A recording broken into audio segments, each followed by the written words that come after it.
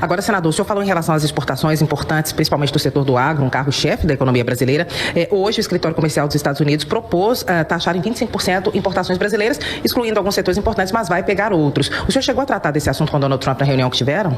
Tratei sim. Eu fui lá, obviamente, pedir, como todos sabem, que essas facções, Comando Vermelho e PCC, fossem declaradas terroristas, que é o que elas são. Nós precisamos da ajuda não apenas dos Estados Unidos, mas de outros países aqui na América Latina, de Israel. O Brasil precisa entrar nesse escudo das Américas, que é um grande acordo de cooperação entre diversos países aqui no continente americano inteiro, para se unir com tecnologia, com inteligência, com controle de fronteiras, para poder deixar esses marginais isolados, fazer uma asfixia financeira, principalmente, seguir o dinheiro. Porque não, a Polícia de Minas Gerais, por exemplo, fez uma grande operação aqui ontem para combater o CVU-PCC. Eu quero dar aqui os parabéns aos nossos policiais mineiros.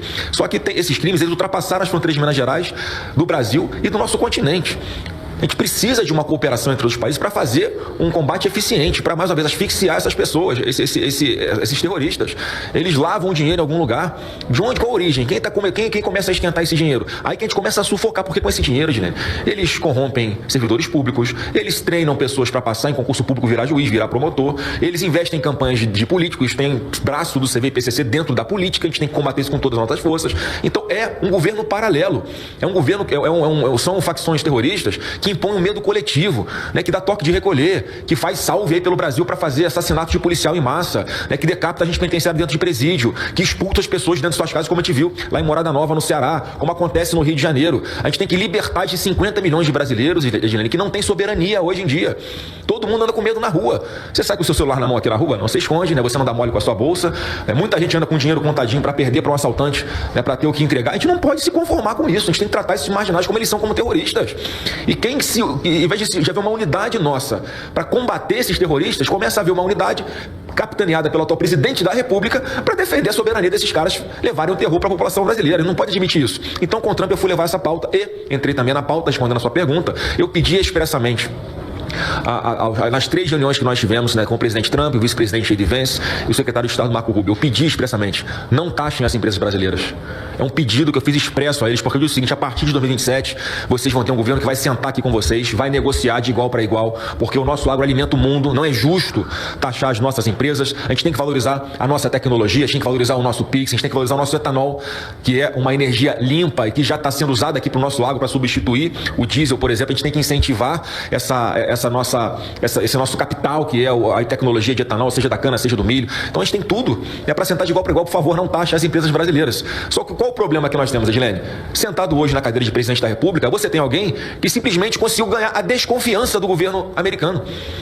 Eles não confiam no Lula, porque o Lula sai de lá pedindo, primeiro, para não combater facções criminosas. Os caras já pensam o quê? Pô, que presidente é esse? Estamos aqui oferecendo uma ajuda, uma cooperação, e o presidente do Brasil sai daqui pedindo o contrário, para defender bandido, para defender terrorista.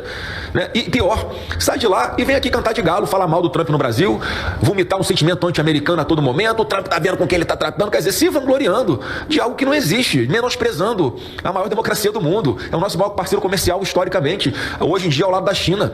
Ele não pode escolher a China e abrir mão dos Estados Unidos. Um presidente da República sério, que pense no seu país, tem que sentar com os Estados Unidos, tem que sentar com a China, tem que negociar com todo mundo. Então eu fiz o pedido expresso para o presidente Trump para que isso não acontecesse. Agora, pelo que eu entendi, é uma sugestão ainda, e que entraria em vigor a partir de julho apenas. Quer dizer, o Lula tem mais esse tempo para ir lá e negociar, para defender as empresas brasileiras, para valorizar o nosso agro, para que as nossas empresas não sejam sancionadas, não sejam punidas, porque o Trump sabe que o Lula se mobiliza para tirar o dólar como padrão internacional de comercialização entre os países. Isso é um tiro no coração dos Estados Unidos.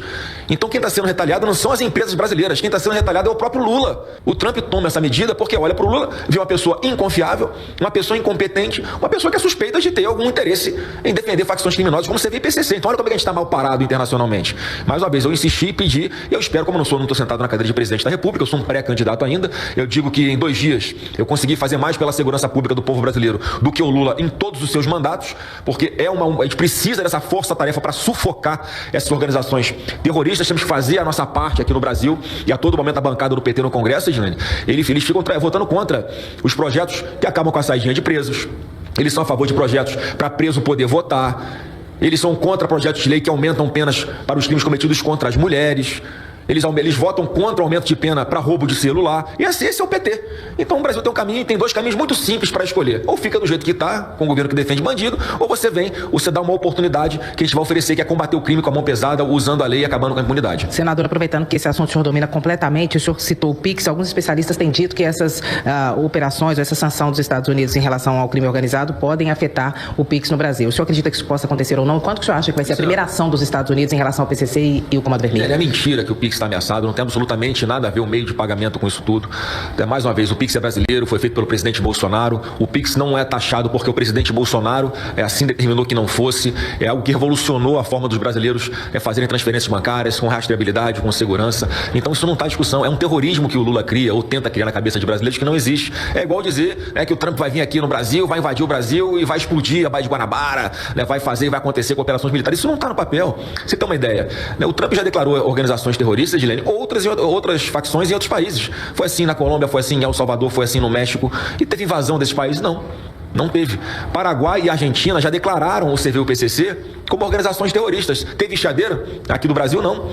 Era pra gente ter feito isso aqui também. Nós também temos declarado como terroristas essas organizações para dar um tratamento diferenciado. Sim, o que é o tratamento diferenciado? São punições mais pesadas, são presídios especiais, é isolamento dessas lideranças, é asfixia financeira dessas organizações terroristas, tudo que o Brasil não está fazendo. E precisa em algum momento começar a fazer.